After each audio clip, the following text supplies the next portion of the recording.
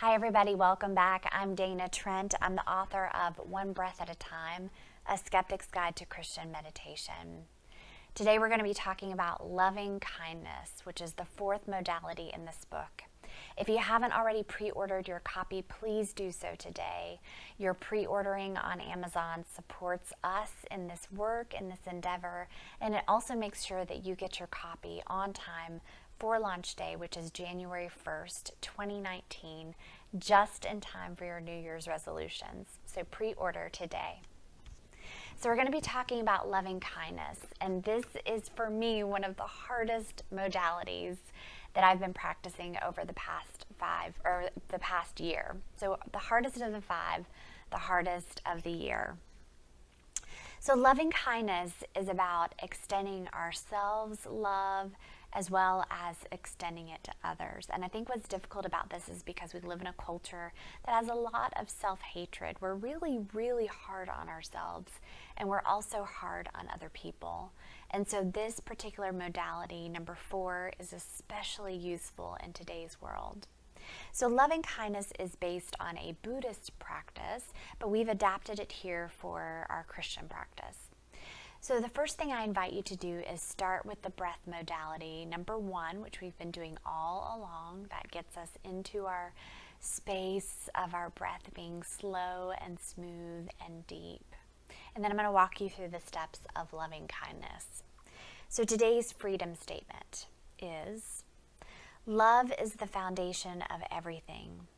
Jesus commands me to love God and love my neighbor. He also says, love your enemies. Our opening ritual is be still and know that I am God. Be still and know. Be still and be.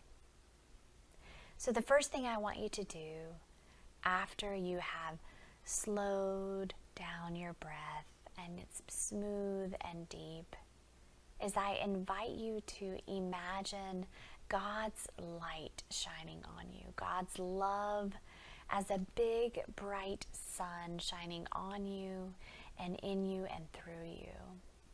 I want you to imagine yourself glowing with God's love. You're extending that love and kindness to yourself. And I want you to repeat these 4 phrases about yourself. May I be safe. May I be happy. May I be healthy. May I be at peace. May I be safe. May I be happy. May I be healthy. May I be at peace. And as you're letting the glow, the light, the love from God wash over you and consume you, go in you, and move out through you, I want you to imagine in your mind's eye a loved one.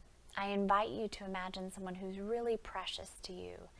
It could be a friend, your spouse, a family member, a colleague, anyone whom you care for deeply. And I want you to repeat these 4 phrases, but use their name. May Fred be safe. May Fred be happy. May Fred be at peace. May Fred be healthy. May Fred be safe. May Fred be happy. May Fred be healthy. May Fred be at peace. And now that you've allowed God's love to wash over you and you've extended it to your dearest loved one, I invite you to imagine someone with whom you are frustrated. Picture someone that just rubs you the wrong way, that maybe you feel prickly about. And now I want you to extend them love and kindness. May they be safe. May they be happy. May they be healthy. May they be at peace. May they be safe. May they be happy. May they be healthy. May they be at peace. I invite you to open your eyes as we examine our practice. So now that we've completed the loving kindness meditation, now it's time for the examine. And for the examine, I want you to think about the ways you felt God's presence during the loving kindness. Could you feel God's love surrounding you, enveloping you? Could you feel God's love inside you that you could push out and move towards others? Could you feel God's presence today? Then think about the gratitude that you feel for this practice and for the presence you felt, even if you didn't feel God's presence. We offer thanks just to have the time to be quiet. What was challenging today? Loving kindness for me is particularly challenging, especially when we get to the portion of the practice where we are to extend the love and kindness to those with whom we feel frustrated. And that's hard. That's very hard. It's much easier to love your friends and your family and your loved ones than to love your enemies. But we know that Scripture says we need to love our enemies. Jesus commanded it. And last but not least, hope. What do you hope for in your practice tomorrow? What do you look forward to? Think about what you hope for in the coming days as you continue to practice loving kindness.